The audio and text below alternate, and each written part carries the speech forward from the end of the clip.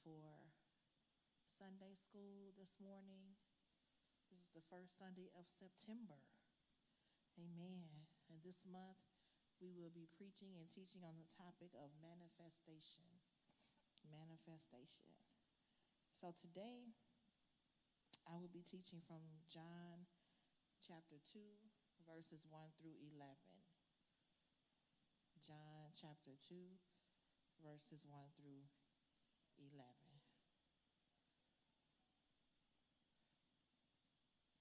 Can you hand me that paper towel over there, please? John chapter 2, verses 1 through 11. I'm having a hot flash moment.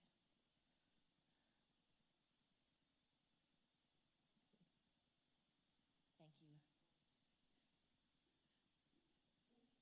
John chapter 2, verses 1 through 11.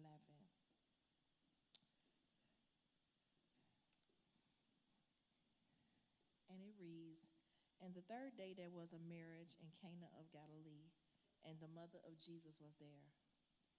And both Jesus was called and his disciples to the marriage. And when they wanted wine, the mother of Jesus saith unto them, They have no wine.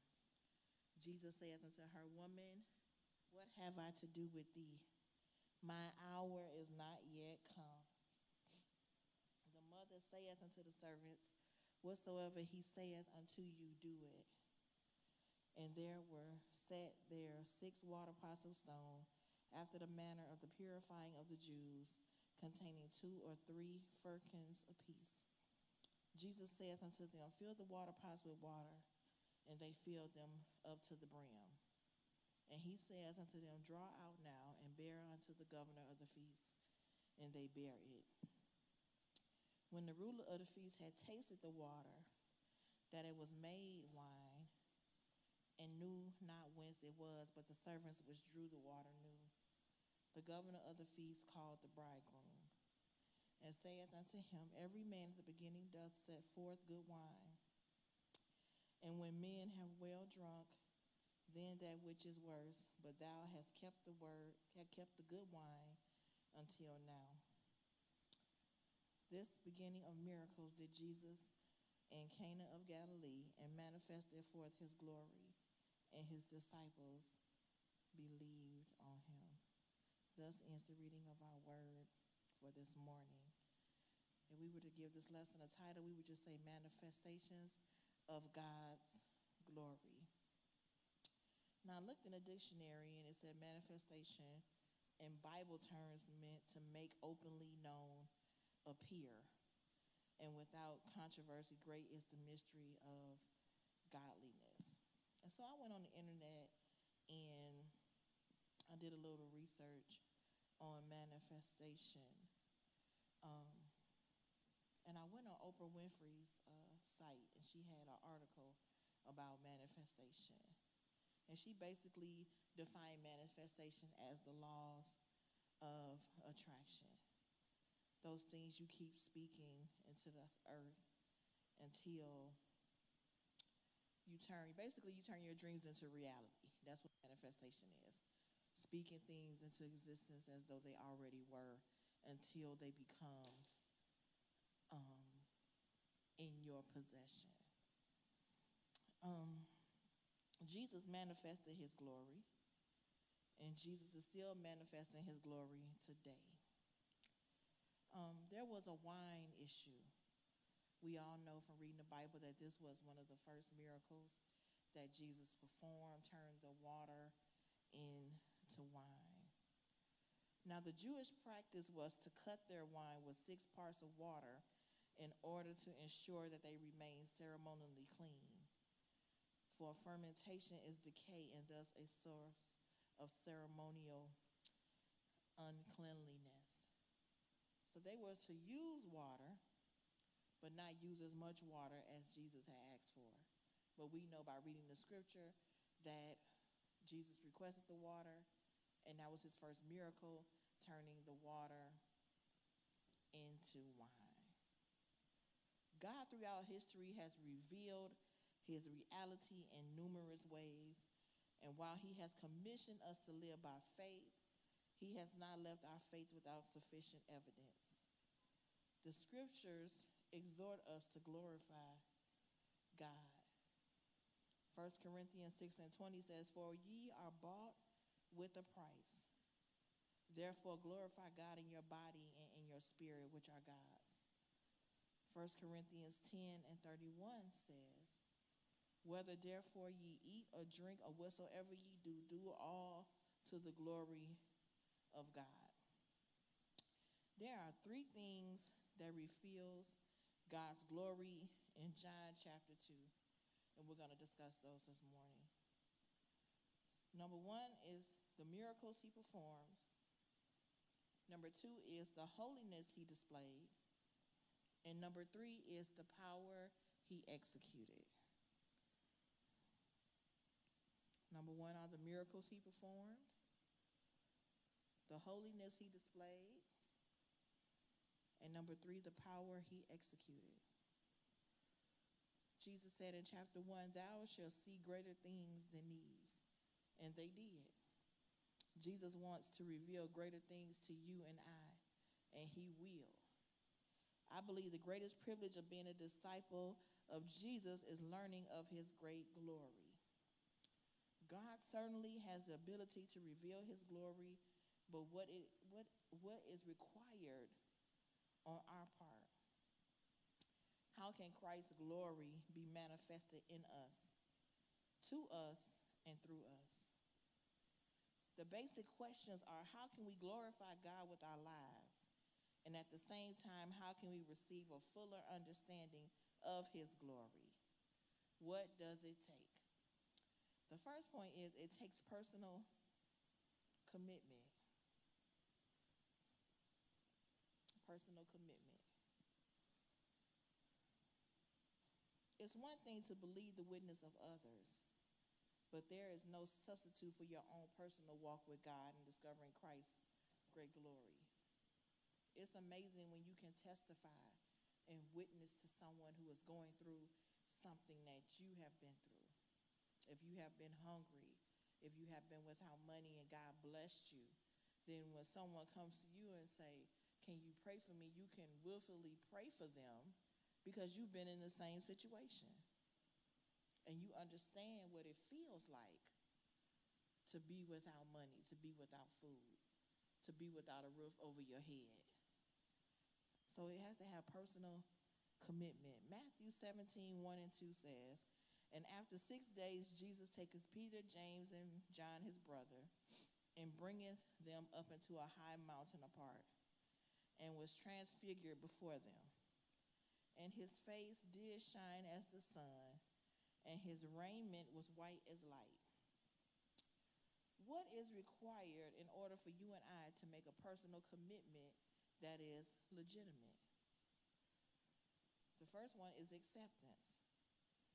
There will be no acceptance without confidence. B is abandonment. There will be no abandonment without sacrifice. And C is allegiance. There will be no allegiance without discipline. The second part is concerned prayers. The mother of Jesus who knew him. His address to Mary as a woman does not show she can no longer exercise maternal authority, and not at all in his work.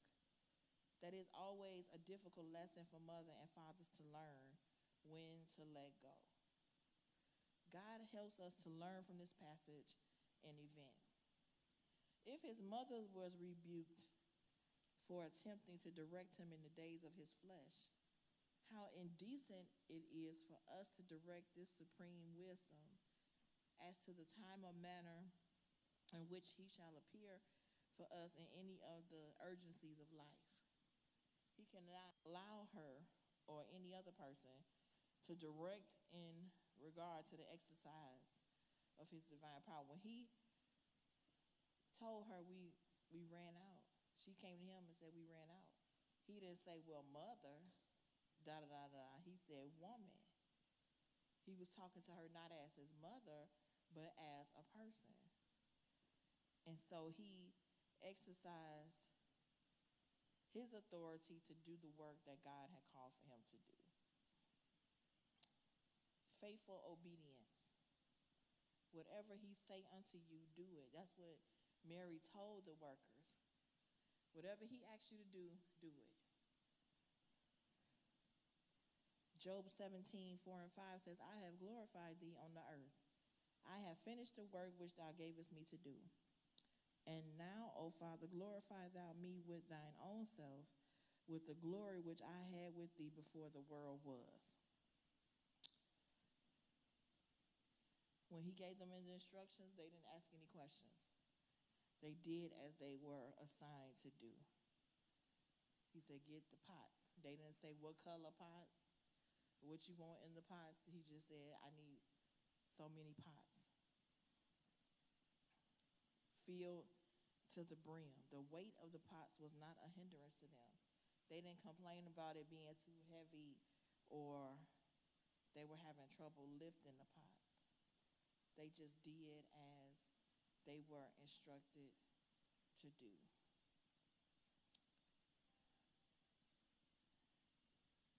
Trusting obedience.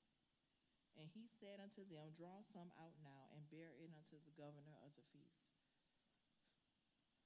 So you have to be obedient. You have to do as God has instructed you to do, no matter how silly, no matter how crazy, no matter how unbelievable it appears to be. You have to do as God has commanded you to do. What if they would have just said, well, we don't want to get you any pots, and we're not going to fill them up to the brim? Then the miracle never would have happened. So it takes your obedience for miracles to happen. That's just like if God tells me to walk to that wall and keep walking, guess what I'm going to do? I'm going to walk to that wall and keep walking until a door appears at the wall.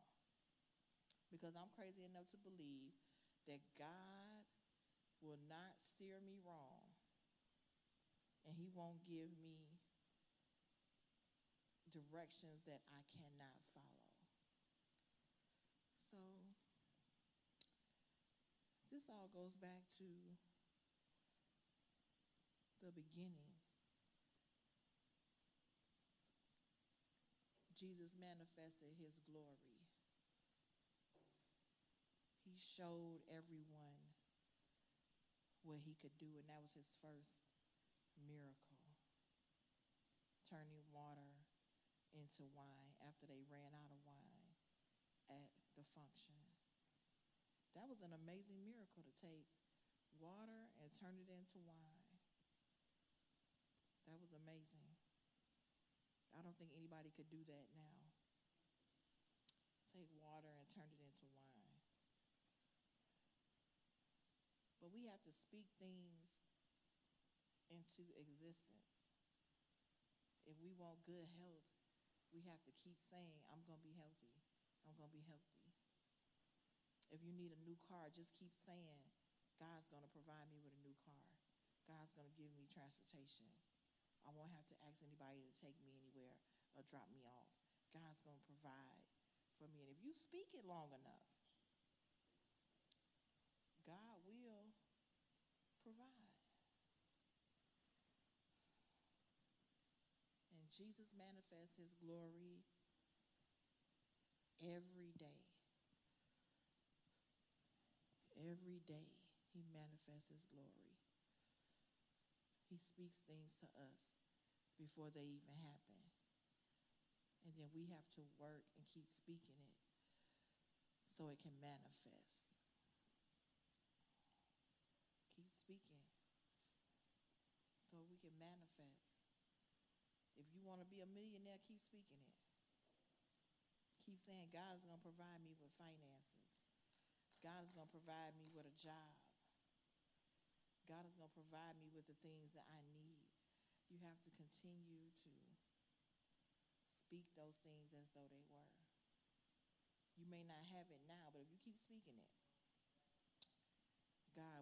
provide. So this month we're going to be talking about manifestation,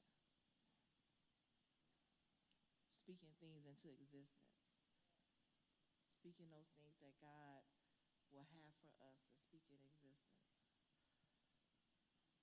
So all this month we're going to be talking about and teaching about on Tuesday night, and on Sunday we're going to teach and preaching about manifestation. And our scripture for this month is Ephesians 1, the first chapter of Ephesians. Ephesians 1.